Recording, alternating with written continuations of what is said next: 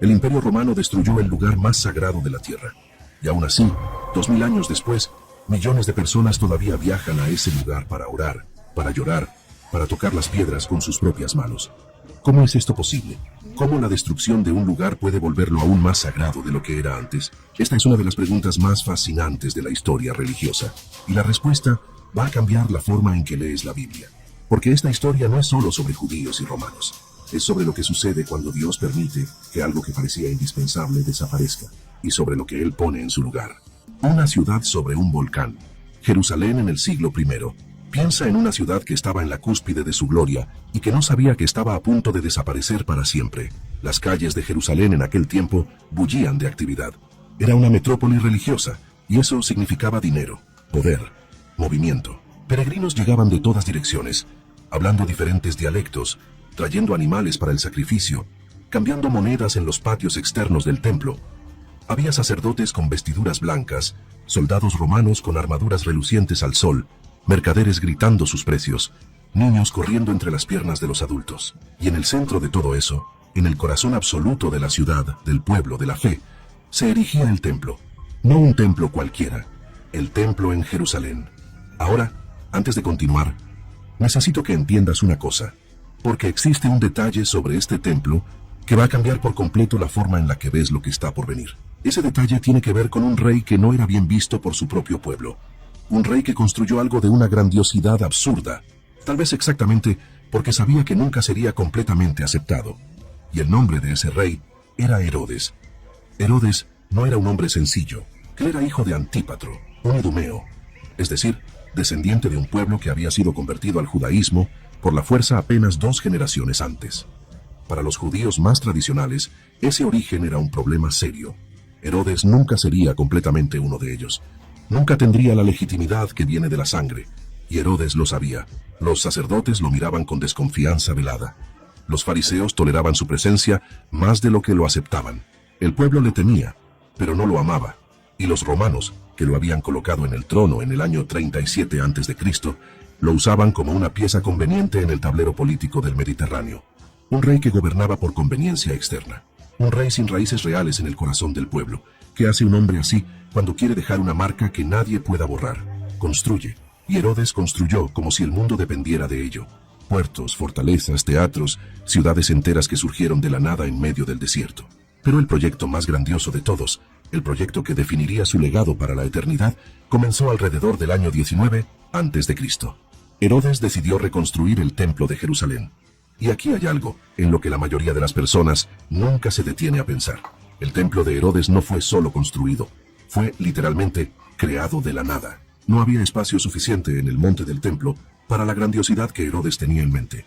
Entonces él creó el espacio. Sus ingenieros diseñaron inmensos muros de contención alrededor de la colina. Rellenaron valles, nivelaron declives, construyeron una plataforma artificial de casi 150.000 metros cuadrados, el mayor recinto religioso del mundo antiguo. Para tener una idea de la escala, podrías colocar 12 campos de fútbol en esa plataforma y aún quedaría espacio de sobra. Los bloques de piedra utilizados eran gigantescos. Algunos pesaban más de 500 toneladas, 500.000 de toneladas en una sola piedra, movida, erigida y encajada con precisión milimétrica, sin ninguna máquina moderna, solo ingenio humano, rampas, palancas y una fuerza de trabajo inmensurable. El muro occidental que existe hoy, lo que llamamos el Muro de los Lamentos, era parte de esas estructuras de contención. No era sagrado, no era el templo. Era la pared que sostenía la plataforma sobre la cual el templo se erigía. Pero lo que se erigía sobre esa plataforma, eso sí era otra historia. Ahora, imagina que eres un peregrino en el siglo I. Has viajado semanas a pie desde Galilea, o meses en barco desde Babilonia o Alejandría. Has llegado a las puertas de Jerusalén exhausto, con los pies en carne viva, cargando un cordero para el sacrificio o algunas palomas en una jaula de paja. Y entonces doblas una esquina, subes una de las últimas colinas del camino, y el templo aparece. Imagina la escena. El sol de la mañana golpea las paredes cubiertas de placas de oro puro. El reflejo es tan intenso que necesitas apartar la mirada. A lo lejos parece una montaña de nieve con llamas doradas en la cima. El aire alrededor parece más denso, más cargado. A tu lado, un peregrino mayor cae de rodillas y comienza a llorar en silencio. El historiador Flavio Josefo, que vivió en aquella época, escribió que quien no había visto el templo de Herodes Nunca había visto un edificio verdaderamente hermoso en su vida. No era una exageración literaria. Era casi una constatación matemática. El santuario estaba dividido en cámaras de santidad creciente. El patio de los gentiles, donde cualquier persona podía entrar. Judío, griego, romano, egipcio. El patio de las mujeres. El patio de los hombres.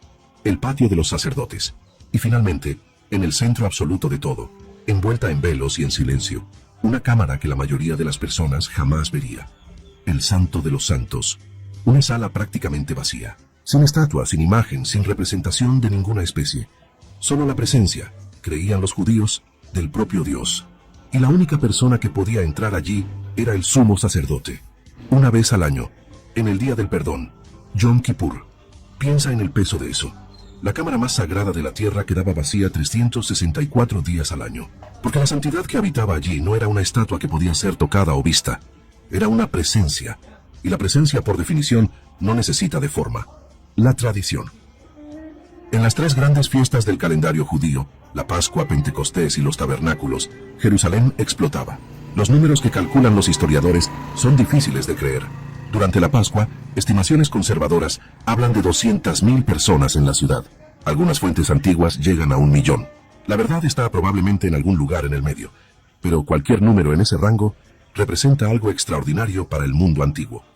Imagina, peregrinos llegando de toda la diáspora judía, galileos con su acento inconfundible, babilonios cuyos abuelos nunca habían visto Jerusalén, egipcios que crecieron escuchando historias del templo como quien escucha cuentos de un lugar mágico, romanos de origen judío, acostumbrados al mármol y al latín, se quedaban paralizados la primera vez que veían la plataforma de Herodes. Los mercaderes en los patios externos vendían animales para el sacrificio. Cambistas cambiaban monedas extranjeras por la moneda del templo. Y es aquí, por cierto, donde entra una escena que probablemente conoces desde otra perspectiva. Porque un joven predicador de Galilea, algunos años después, va a entrar en ese mismo patio y a volcar las mesas de esos cambistas. Pero esa es otra historia. Y ese momento va a ganar un peso diferente cuando entiendas lo que este templo significaba. El humo de los altares subía constantemente. Los levitas cantaban en coros que resonaban por las piedras. Los sacerdotes se movían en procesiones precisas, cada gesto codificado por siglos de tradición. Había una música, un ritmo, un orden en el mundo que el templo representaba. Y entonces, de repente, todo esto va a estar en llamas. Pero antes de que eso suceda, existe una parte de la historia que casi nadie cuenta. Existe una ironía amarga sobre el templo de Herodes que va a cambiar la forma en la que ves todo lo que está por venir. El templo de Herodes tardó décadas en ser construido. Herodes comenzó las obras en el año 19 a.C. y murió en el año 4 a.C., sin ver el proyecto concluido. Los trabajos continuaron por generaciones. Arquitectos que nunca conocieron a Herodes trabajaron en los detalles finales de la estructura. Artesanos cuyos padres habían puesto las primeras piedras vivieron para ver las últimas piezas encajadas.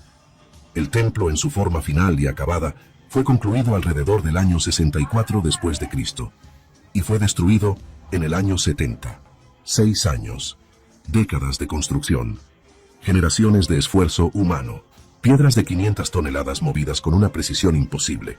El mayor recinto religioso del mundo antiguo, concluido en su forma perfecta, y 6 años después, ya no existía.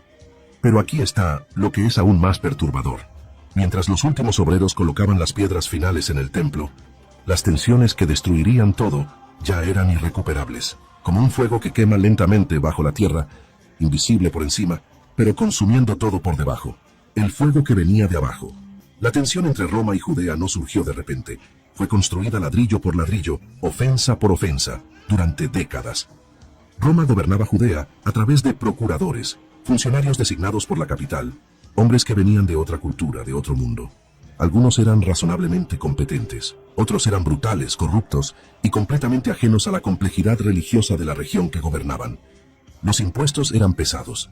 Las legiones romanas marchaban por las calles de Jerusalén con estandartes que muchos judíos consideraban imágenes idolátricas, una provocación religiosa constante. Cada pequeña ofensa se acumulaba como paja seca a la espera de una chispa. Y en el año 66 después de Cristo, la chispa llegó. El procurador Gesio Floro exigió un pago del tesoro del templo. Cuando los sacerdotes se negaron, él envió soldados para tomar el dinero por la fuerza. Imagina el momento. Soldados romanos, con sus armaduras relucientes al sol de Jerusalén, entrando en los patios del templo. El choque de aquellas botas militares en las piedras sagradas. El murmullo esparciéndose por la ciudad en minutos. Las puertas de los mercaderes cerrándose. Los peregrinos paralizados, sin saber si huir o quedarse. La respuesta fue inmediata. Jerusalén explotó. Los celotes, grupos de resistencia armada que esperaban este momento hacía años, tomaron la fortaleza Antonia que custodiaba el templo. Masacraron a la guarnición romana. Quemaron los archivos de deudas. Declararon la independencia de Judea. Roma no podía dejar esto sin respuesta. El emperador Nerón envió a su mejor general, Vespasiano. Con él, 60.000 soldados. 4 legiones completas más tropas auxiliares. Las legiones avanzaron desde el norte con una metodología que no dejaba espacio para la esperanza. Ciudad por ciudad, aldea por aldea, fortaleza por fortaleza. Galilea cayó. La costa fue pacificada. La resistencia en la región central fue aplastada. Pero antes de que Vespasiano llegara a Jerusalén, algo cambió. Nerón murió. Y Roma se sumergió en una guerra civil que nadie esperaba. En menos de un año, 4 emperadores se sucedieron en un derramamiento de sangre que paralizó el corazón del imperio. Y Vespasiano, viendo el caos instalarse en Roma, aprovechó el momento y reivindicó el trono para sí mismo. Dejó a su hijo Tito al mando de la campaña en Judea. Tito tenía, en la época, cerca de 30 años. Era ambicioso, inteligente y completamente determinado a terminar lo que su padre había comenzado. En la primavera del año 70, él llegó a las murallas de Jerusalén. Y lo que encontró por dentro era casi tan terrible como lo que traía por fuera. Aquí hay algo que los libros de historia raramente enfatizan. Mientras las legiones romanas cercaban Jerusalén, la ciudad se estaba destruyendo por dentro. Los celotes controlaban el templo, pero otras facciones rebeldes, los sicarios, los seguidores de Juan de Giscala, los hombres de Simón Bar Giora, luchaban unas contra otras por cada callejón y cada edificio. Hombres que deberían estar defendiendo la ciudad se estaban matando unos a otros. Mientras tanto, la ciudad estaba llena de peregrinos que habían llegado para la Pascua y quedaron atrapados cuando las legiones cerraron el cerco. Familias enteras que no tenían nada que ver con la revuelta, que habían viajado meses para celebrar la fiesta en el templo, que ahora estaban acorraladas sin saber lo que el futuro les deparaba. Los suministros se acabaron rápidamente. El hambre llegó de una forma que los relatos antiguos describen con un detalle que preferimos no repetir. Flavio Josefo, que estaba presente como intermediario de los romanos y después registró todo lo que vio, escribió que el sufrimiento dentro de Jerusalén era más cruel que cualquier cosa que los romanos estaban haciendo por fuera. Cuando los romanos tomaron la primera muralla, después la segunda, después la fortaleza Antonia, cada metro costaba sangre de ambos lados. Los defensores luchaban con la ferocidad de quien ya no tiene nada que perder, pero la máquina militar romana era implacable, y en agosto del año 70, las legiones finalmente rompieron las últimas defensas del monte del templo, la noche en que el mundo cambió. Lo que sucedió a continuación es debatido hasta hoy por los historiadores. Según Josefo, Tito ordenó que el templo fuera perdonado. Él quería capturarlo intacto, como trofeo, como símbolo de la victoria de Roma sobre el pueblo más obstinado que el imperio jamás había enfrentado. Pero en el caos de la batalla, mientras los soldados invadían los patios exteriores, mientras los últimos defensores retrocedían desesperados, mientras la sangre escurría por las escaleras de piedra, un soldado arrojó una antorcha por una ventana. No sabemos el nombre de ese soldado. No sabemos si fue un acto deliberado de ira o una impulsividad del momento. Pero sabemos el resultado. Imagina la escena. Las llamas alcanzan los paneles de madera del interior del santuario. En segundos, el fuego se propaga con una velocidad imposible de contener. Las placas de oro que cubrían las paredes comienzan a derretirse. El metal líquido escurre entre las piedras, penetra en las grietas, corre por los escalones. El calor es tan intenso que los soldados que intentan entrar para saquear son empujados hacia atrás. El humo sube tan alto que puede ser visto a kilómetros de distancia. Y el sonido del templo ardiendo, se mezcla con los gritos de los sacerdotes que aún estaban allí dentro. El templo de Jerusalén estaba en llamas, el mayor recinto religioso del mundo antiguo, el lugar donde el pueblo de Israel había encontrado a Dios por un milenio, el corazón simbólico de una fe entera, estaba desapareciendo en una columna de humo negro sobre el cielo de agosto. Tito ordenó después que lo que quedara fuera demolido hasta los cimientos. Los soldados trabajaron durante semanas derribando paredes, destruyendo columnas, removiendo piedra por piedra cualquier cosa que pudiera ser movida. Querían que no quedara nada. Querían borrar ese lugar del mapa. Pero no pudieron destruir todo. Los muros de contención de Herodes eran demasiado grandes. Removerlos habría exigido un esfuerzo colosal, sin ningún propósito práctico. Los bloques de piedra que formaban esas paredes pesaban cientos de toneladas cada uno. estaban integrados a la propia topografía de la colina. Entonces, los romanos los dejaron. El muro occidental, partes del muro sur, fragmentos del muro este, quedaron en pie como testigos silenciosos de lo que había existido allí. Y aquí comienza una de las transformaciones más profundas de la historia religiosa de la humanidad.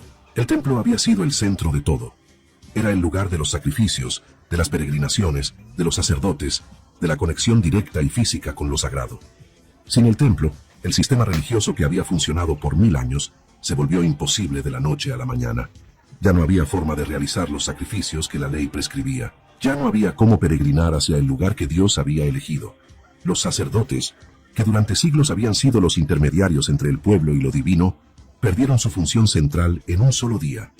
¿Qué sucede con una fe cuando el corazón físico de esa fe es destruido? Para la mayoría de los pueblos de la antigüedad, la respuesta sería simple: la fe muere con él. Pero el judaísmo hizo algo diferente, y esa respuesta nos va a decir algo profundo sobre por qué ese muro aún existe, y por qué también nos importa a nosotros, los cristianos, hasta hoy. La fe. Los rabinos, maestros de la ley que antes tenían un papel secundario en relación con los sacerdotes, emergieron como los nuevos líderes espirituales. Y ellos hicieron algo extraordinario. Reinventaron el judaísmo sin el templo. La sinagoga, que antes era un lugar de reunión y estudio, se convirtió en el nuevo centro de la vida religiosa. La oración tomó el lugar de los sacrificios. El estudio de las escrituras sustituyó a los rituales del templo. La comunidad familiar pasó a ser el espacio donde la fe se vivía y se transmitía. Los rabinos compilaron la Mishnah, y más tarde el Talmud, textos que preservaron y expandieron la tradición oral de Israel, creando un judaísmo portátil que podía sobrevivir en cualquier lugar del mundo. Pero nunca olvidaron: el 9º día del mes de, el día en el que, según la tradición, el templo fue destruido, se convirtió en una fecha de luto permanente. Los judíos ayunan, se sientan en el suelo, recitan las lamentaciones de Jeremías. En las bodas, el novio rompe una copa para recordar la destrucción, incluso en el momento de mayor alegría. En las casas, un pedazo de pared se deja sin pintar. En las oraciones diarias, se pide la reconstrucción de Jerusalén. Y el muro occidental, aquel fragmento de piedra que sobrevivió por accidente, comenzó a adquirir un significado que nunca había tenido cuando el templo existía. La tradición enseñó que la presencia divina nunca había abandonado por completo aquel muro, que las oraciones pronunciadas allí tenían un poder especial, que aunque el templo ya no existiera, aquel fragmento de su estructura aún era una puerta, la más cercana posible, hacia lo sagrado. Los primeros siglos después de la destrucción fueron de una dureza que es difícil de imaginar. El emperador Adriano, en el año 135 después de Cristo, aplastó una segunda revuelta judía y prohibió a los judíos entrar en Jerusalén bajo pena de muerte. Renombró la ciudad como Aelia Capitolina y construyó un templo a Júpiter sobre las ruinas del monte del templo. Durante generaciones, los judíos solo podían mirar hacia su ciudad sagrada desde lejos, desde las colinas de alrededor. Pero las prohibiciones no duran para siempre. Cuando el cristianismo se convirtió en la religión oficial del Imperio Romano, las políticas cambiaron gradualmente.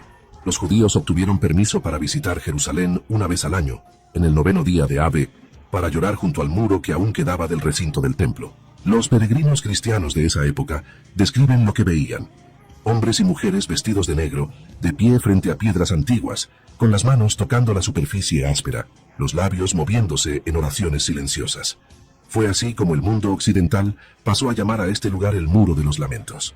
Para los judíos, sin embargo, el nombre siempre fue otro. Simplemente Jacotel, el muro, no un lugar de tristeza, sino un lugar de conexión. Por más de 1000 años, el muro permaneció allí. Los imperios se sucedieron: romano, bizantino, árabe, cruzado, mameluco, otomano. Cada conquista traía nuevas reglas, nuevas restricciones, nuevos momentos de apertura y cierre. En el año 638, los ejércitos del califato islámico llegaron a Jerusalén. El califa Omar ibn al entró personalmente en la ciudad y quedó indignado con lo que encontró en el monte del templo. Los bizantinos habían transformado la explanada sagrada en un depósito de basura, en un acto deliberado de desprecio por la memoria del templo judío. Omar ordenó la limpieza inmediata del lugar. Para el Islam, el monte del templo tenía una santidad profunda. Era desde allí que, según la tradición, el profeta Mahoma había ascendido a los cielos en su viaje nocturno. Era la roca sagrada sobre la cual Abraham había estado dispuesto a sacrificar a su hijo. Era un lugar que conectaba al Islam con toda la cadena de los profetas anteriores. La cúpula de la roca fue concluida en el año 691. La mezquita de Al-Aqsa, en el extremo sur de la explanada.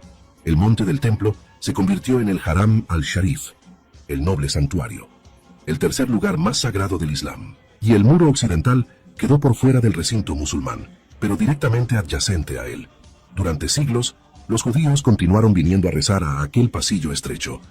El espacio disponible para la oración era mínimo, un callejón de no más de 4 metros de ancho y 28 metros de largo. Las casas del barrio magrebí se erigían a espaldas de los orantes. Las ventanas de los vecinos miraban a quienes rezaban. Era un espacio de intimidad forzada, a veces incómoda, pero funcionó por casi 1000 años. La carta que atravesó el océano. Hay algo que los números sobre el muro no logran capturar. Durante siglos, la mayoría de los judíos de la diáspora nunca vio el muro con sus propios ojos. Vivían en las juderías de Europa, en las comunidades del norte de África, en los barrios de Bagdad y Estambul. Muchos nunca verían Jerusalén en su vida, pero todos sabían del muro. Las cartas y diarios de los peregrinos que lograban hacer el viaje describen algo difícil de poner en palabras. Después de semanas o meses de viaje, llegaban finalmente a las piedras inmensas. Tocaban la superficie áspera de la piedra caliza. Sentían bajo sus dedos las marcas dejadas por los canteros de Herodes 2000 años antes. Un cronista del siglo XVI describió la escena así. Había hombres que llegaban al muro y se quedaban inmóviles por largos minutos, incapaces de hablar, solo con las manos sobre la piedra y lágrimas cayendo por su rostro. No era una simple tristeza. Era el peso de una memoria colectiva que había atravesado generaciones sin un lugar físico donde posarse. Que allí finalmente tenía un lugar.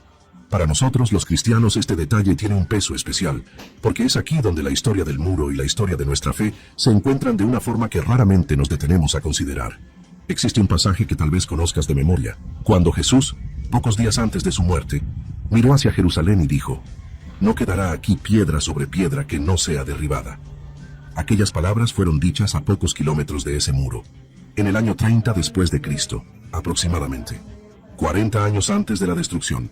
Y en el año 70 después de Cristo, las legiones de Tito llegaron. Los cristianos de la primera generación vivieron para ver esa profecía cumplirse. Muchos huyeron de Jerusalén antes del asedio, recordando las palabras del Maestro. La destrucción del templo para aquella generación no era solo una tragedia política, era una señal teológica de una magnitud que apenas lograban procesar, porque el templo había sido, desde siempre, el lugar de la presencia de Dios. El santo de los santos, aquella cámara vacía y cargada de santidad, y ahora había desaparecido. Pero para los cristianos, había una teología que le daba sentido a esto. ¿Recuerdas el momento en que Jesús murió en la cruz? Los evangelios registran algo que sucedió en aquel instante. El velo del templo, el enorme paño que separaba el santo de los santos del resto del santuario, se rasgó de arriba a abajo. Una señal, una declaración. La separación entre Dios y los hombres había sido eliminada. El templo físico, con su santo de los santos vacío, había sido el símbolo de una presencia que habitaba detrás del velo. Y cuando Jesús murió, ese velo se rasgó. La presencia ya no estaba confinada a una cámara de piedra en Jerusalén. 40 años después, el templo físico sería destruido. Pero lo que éste representaba, el acceso a Dios, la conexión entre lo humano y lo divino, había encontrado una nueva dirección. El apóstol Pablo escribió algo que resuena de forma aún más poderosa cuando estás de pie frente a estas piedras. ¿No saben que son templo de Dios y que el Espíritu de Dios habita en ustedes? Cada creyente, un templo. Cada comunidad de fe, un santuario. El muro de los lamentos, entonces, no es solo la historia de un pueblo que perdió su templo. Es la historia de cómo Dios prepara el corazón humano para comprender algo mayor. Las piedras que sobrevivieron a todo. El muro sobrevivió a los romanos, sobrevivió a los cruzados, sobrevivió a siglos de dominio de imperios que vinieron y se fueron. En el año 1948, cuando el Estado de Israel fue creado y la Primera Guerra estalló, Jerusalén fue dividida. La parte occidental se quedó con Israel. La parte oriental, incluyendo la ciudad vieja, el monte del templo y el muro occidental, quedó bajo control jordano. Por 19 años, los judíos no pudieron acceder al muro. Una generación entera creció sin poder tocar aquellas piedras. Entonces llegó junio de 1967, la Guerra de los 6 días. En menos de una semana, el mapa de la región fue rediseñado, y el día 7 de junio, paracaidistas israelíes avanzaron por los callejones de la ciudad vieja en dirección al monte del templo. Imagina la escena: soldados jóvenes, exhaustos, con el polvo de la batalla aún en los rostros, llegando al muro occidental. Algunos se detienen y se quedan en silencio por largos segundos. Otros tocan la piedra con una delicadeza que contrasta con las armas que cargan. Un capellán militar toma un shofar, el cuerno de carnero que suena en las fiestas sagradas, y lo lleva a sus labios. El sonido rasga el aire de Jerusalén por primera vez en casi 2 décadas. 3 días después, el gobierno israelí tomó una decisión que transformaría el lugar para siempre. El barrio magrebí, que había existido junto al muro por casi 1000 años, fue demolido en 48 horas. Familias enteras fueron desplazadas. Donde antes había un callejón de 4 metros, surgió una plaza enorme capaz de albergar a decenas de miles de personas. Era un acto de creación y destrucción simultánea. La plaza que existe hoy tiene apenas 50 años. Es una invención moderna, construida sobre las ruinas de un barrio antiguo. Pero las piedras del muro, esas sí, tienen 2000 años. Hoy más de 10 millones de personas visitan el Muro de los Lamentos cada año. Judíos de todo el mundo llegan para orar. La sección principal está dividida entre hombres y mujeres. Los visitantes insertan pequeños papeles doblados con oraciones en las grietas entre las piedras. Estos papeles son recogidos periódicamente y enterrados en el Monte de los Olivos, con el respeto debido a los objetos sagrados. Hay cristianos que vienen porque quieren tocar las piedras que Jesús ciertamente vio, que sus discípulos ciertamente tocaron. Hay turistas que vienen por curiosidad histórica y salen con algo que no esperaban sentir. Hay soldados jóvenes que vinieron allí por primera vez en su vida y no logran explicar por qué lloraron. ¿Qué es esto? ¿Por qué un muro de contención de 2000 años tiene ese efecto en las personas? Tal vez sea esto. Cuando tocas estas piedras, no estás tocando solo piedra caliza. Estás tocando la continuidad. Estás tocando a 2000 generaciones de seres humanos que creyeron en algo lo suficientemente fuerte como para seguir creyendo incluso cuando todo a su alrededor intentaba hacerlos desistir. Estás tocando la memoria de un pueblo que perdió su templo y reconstruyó su fe sin él, que fue exiliado y volvió, que se le prohibió entrar en su ciudad sagrada y continuó rezando en dirección a ella desde el otro lado del mundo. Y para nosotros, los cristianos, hay aún otra capa. Estas piedras fueron colocadas por manos humanas en una colina llamada Moria, la misma colina donde, según el texto bíblico, Abraham subió con su hijo Isaac, y el altar fue preparado antes de que Dios interviniera. La misma colina donde David compró una era para construir un altar de expiación. La misma colina donde Salomón construyó el primer templo. Y a unos metros de aquí, 40 años antes de que todo se volviera cenizas, un hombre de Nazaret entró por la puerta dorada, volcó las mesas de los cambistas y dijo que al tercer día reconstruiría en sí mismo aquello que las manos humanas no lograron mantener en pie. Las piedras del muro sobrevivieron a 2000 años, pero la promesa que resuena detrás de ellas es más antigua que cualquier piedra. Cuando estás de pie en la plaza frente al muro hoy, todo esto está presente, aunque no lo veas. Las piedras son indiferentes a los conflictos políticos que se desarrollan a su alrededor. Ya vieron nacer y morir demasiados imperios como para impresionarse con uno más. Ya recibieron oraciones en arameo, en hebreo, en griego, en árabe, en latín, en yidis, en inglés, en portugués. Cada papel doblado insertado en sus grietas es una oración. Cada mano que toca su superficie áspera es una vida entera de esperanzas, miedos, agradecimientos, peticiones. Lo que más impresiona cuando se visita el muro no es la tristeza, es la continuidad. 2000 años después de que las legiones de Tito incendiaran el templo, los descendientes de aquellos que huyeron aún vienen a rezar frente a estas piedras. Hablan hebreo, el mismo idioma que hablaban los sacerdotes. Celebran las mismas fiestas. Leen los mismos textos sagrados. La cadena no se rompió. Y para el cristiano que mira estas piedras con los ojos de la fe, hay una pregunta que va más allá de la historia. Si Dios permitió que el templo de piedra fuera destruido, pero permitió que el pueblo que lo habitaba sobreviviera y preservara su fe, ¿qué nos dice esto sobre dónde se encuentra la verdadera morada de Dios?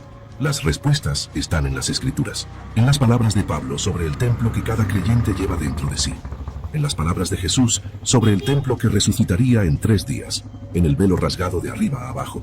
Los monumentos son memoria, y la memoria, como alguien sabio ya dijo, no pertenece al pasado. La memoria nos pertenece. Ella nos llama de regreso a lo que realmente importa. Y tal vez sea por eso que, incluso 2000 años después, las personas continúan tocando estas piedras antiguas con una reverencia que no necesita de explicación. Algunas cosas hablan directamente al alma.